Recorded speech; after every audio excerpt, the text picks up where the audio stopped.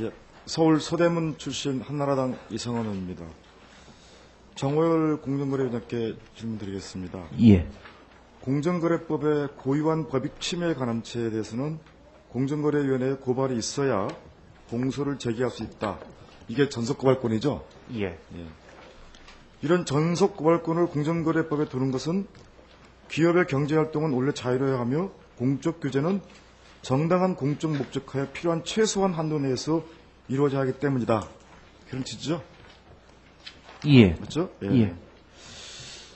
제가 볼 때는 공정거래법상에서 전속고발 조항이 법이론적으로 또 경쟁정책적 측면에서 필요하다고 하더라도 고발 여부가 공정거래위원회의 무제한의 자유재량에 맡길 수는 없다고 생각합니다. 동의하십니까? 아, 예. 예. 기본적으로 기속재량 행위로 제가 이해하고 있습니다. 경쟁질서의 침해 정도가 국가 경제의 근본 질서에 영향을 미치고 파급 효과가 클 경우에는 위반 사업자에 대한 형사처벌의 정당성이 부여되고 형벌의 목적에도 부합되기 때문에 이러한 경우에까지 고발을 자제한다면 오히려 입법 취지에 반하고 전당기관이 자기의 기능을 다하지 못한 것이라고 저는 판단을 합니다. 그래서 제가 지난 5년간 공정거래법 조치 처분 현황에 대해서 한번 말씀을 좀 드리도록 하겠습니다. 표를 한번 보시겠습니다. 저희 2005년도 표를 보게 되면 2005년도 전체 건수가 보면은 1196건인데 접수 건수가 고발 건수는 3건 정도 있습니다.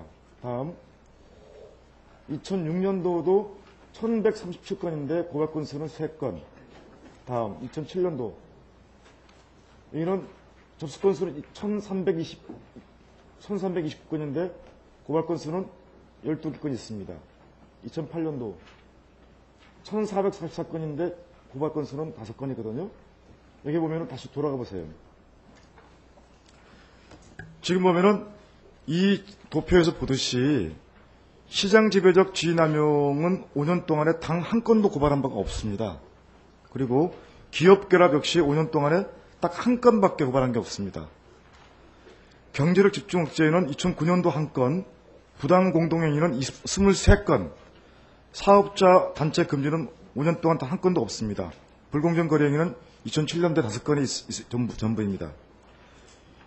5년 동안에 6,605건의 공정거래법 관련 사건을 접수했는데 고발된 것은 29건에 불과합니다.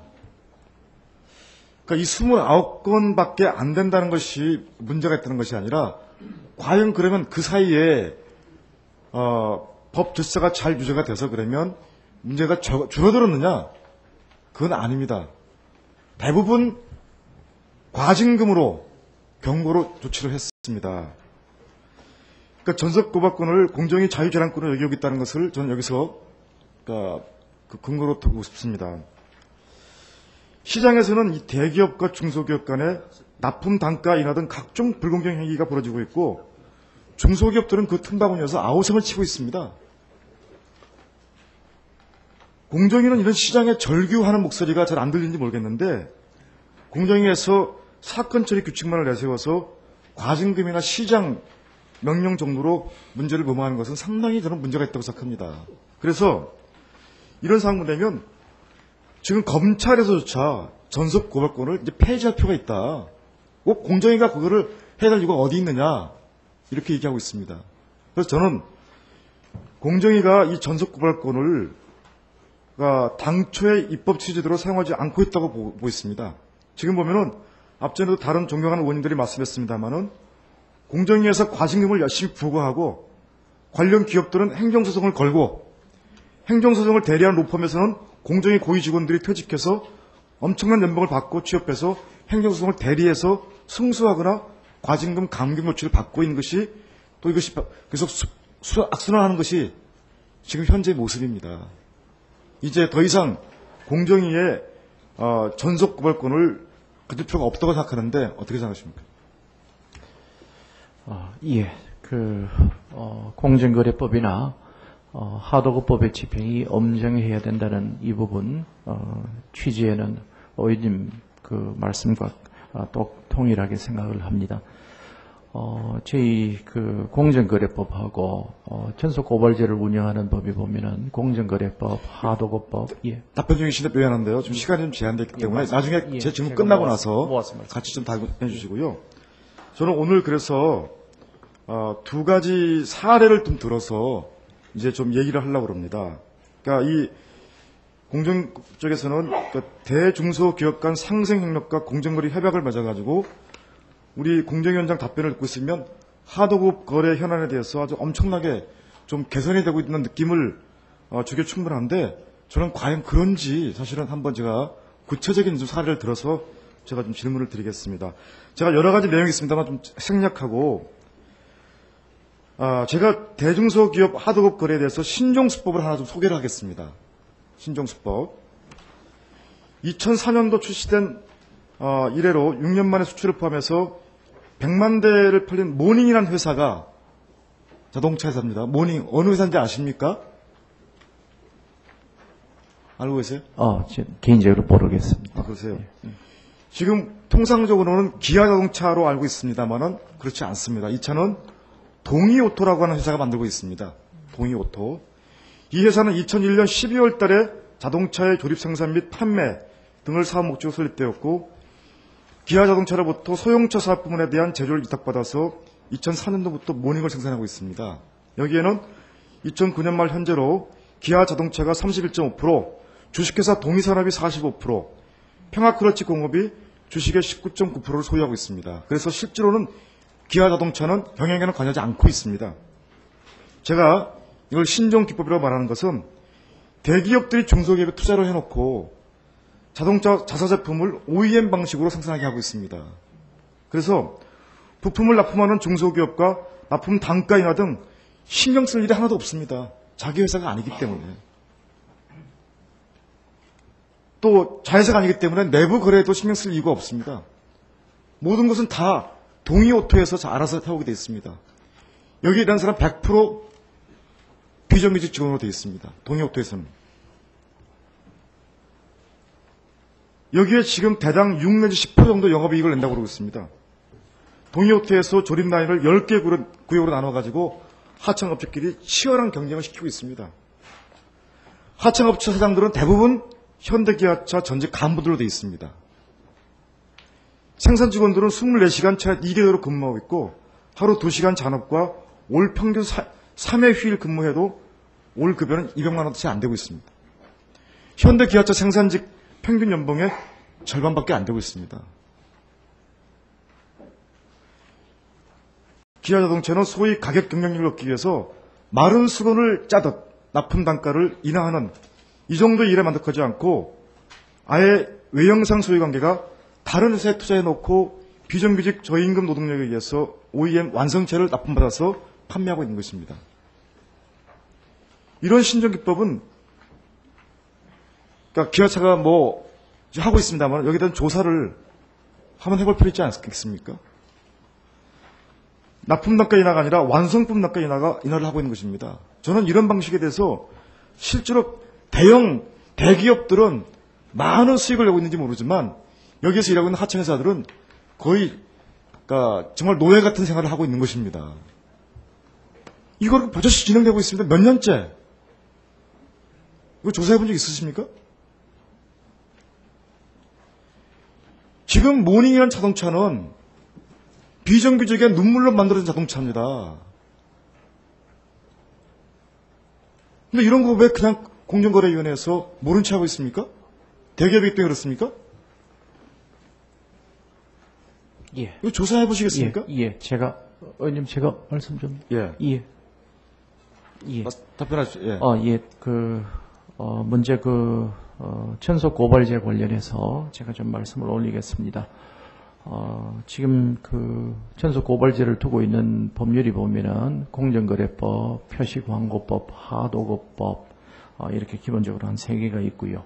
그 다음에, 기본적으로 이 법의 위반 행위들은 경제사범의 본질을 지니고 있는데, 우리나라 법체계상 형벌 조항들이 이렇게 수반이 되어 있습니다. 그래서, 이 부분 관련해서 저희가 고발을 하게 되면은, 결국은 보면은 경제사범을 이렇게 형사범죄화하는 이런 기본적인 문제가 있습니다.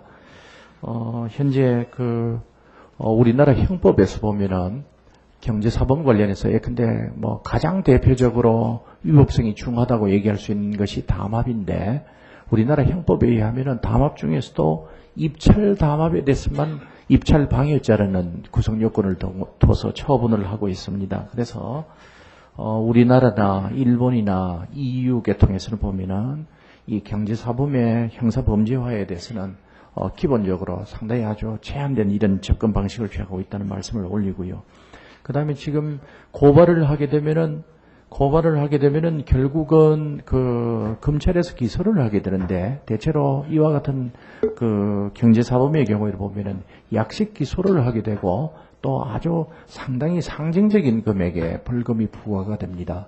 따라서 실제적인 법 집행의 효력 면에서 보게 되면은 저희 공정거래위원회가 가지고 있는 과징금 부과 처분이라는 것이 굉장히 상대적으로 엄격하고 제재 효과가 강하다 이렇게 말씀을 올리겠습니다. 그 다음에 전속고발제를 폐지하게 되면은 근데 형사 절차가 먼저 진행이 되게 되면은 결국은 저희가 공정거래위원회로 되돌아와 가지고 과징금 부과 절차를 되돌아가야 되는 이중 절차를 밟는 문제가 되고 그 다음에 이 경제사안에 대해서 위법성 판단은 역시 공정거래위원회가 굉장한 전문성을 가지고 있다는 이런 말씀을 드리겠습니다. 그래서 저희도 이 전속고발이 관련된 이런 사안에 대해서는 앞으로 엄정한 객관적인 기준을 세워서 엄정한 법 집행을 하겠다는 말씀을 올리고요. 그 다음에 두 번째로 동의 오토에 관한 말씀은 저로서는 굉장히 아주 또 새로운 말씀이고 새로운 것을 배웠다고 생각을 합니다. 아까 제가 다른 의원님 질문에 답변을 올릴 때 말씀을 드렸는데 지금 이 대중소기업 협력관계 관련해서 동반성장협약 부분을 저희들이 집중을 하고 있는데 이 부분이 오히려 거래 질서를 경직화하는 이런 위험에 대해서 아까 제가 말씀을 드렸는데 바로 이 기업 협력관계에 대해서 근데 입법적인 또는 법 집행적인 노력을 강화를 하게 되면은 기업들의 입장에서는 특히 대기업들의 입장에서는 다른 협력관계의 모습으로 이렇게 쏠려갈 가능성이 굉장히 많다고 생각을 합니다. 특히 이런 부분이 규제가 강화가 되게 될 경우에는 궁극적으로는 생산 기지를 해외로 옮길 이런 위험도 있어서 이 부분은 굉장히 균형된 시각으로 또 현 시점에서 짧은 관점이 아니고 상당히 한 2, 3년 이렇게 시간을 내다보는 이런 관점이 필요하다고 생각을 하는데 동의 오토에 관한 기업 협력 관계의 모습은 아주 새로운 모습이어서 저희들이 들여다보도록 하겠습니다. 예, 제가 알고 있기로는 답변을 좀 추가해서 해주시고. 예, 이성은 공정거래위원장 말씀 들어보면 여러 가지 그쪽 내부에서 합리적인 그런 부분도 있습니다만은 지금 대기업들에 의해서 하청을 받는 회사들은 대부분 하청 단가가 50%에 그치고 있습니다. 제가 이제 오후에 질문을 하겠습니다만 사례를 들어서 지금 원가 저렴할 때 원가 저렴의 모든 책임은 하청회사가 지고 있는 거 알고 계시죠? 예, 납품 단가는 납품 단가 말씀드리는 겁니다.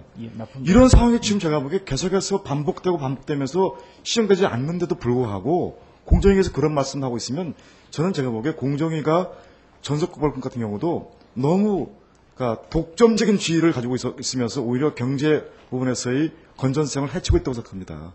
제가 추가적인 질문은 오후에 다시 하도록 하겠습니다. 예, 감사합니다. 이성은 질의를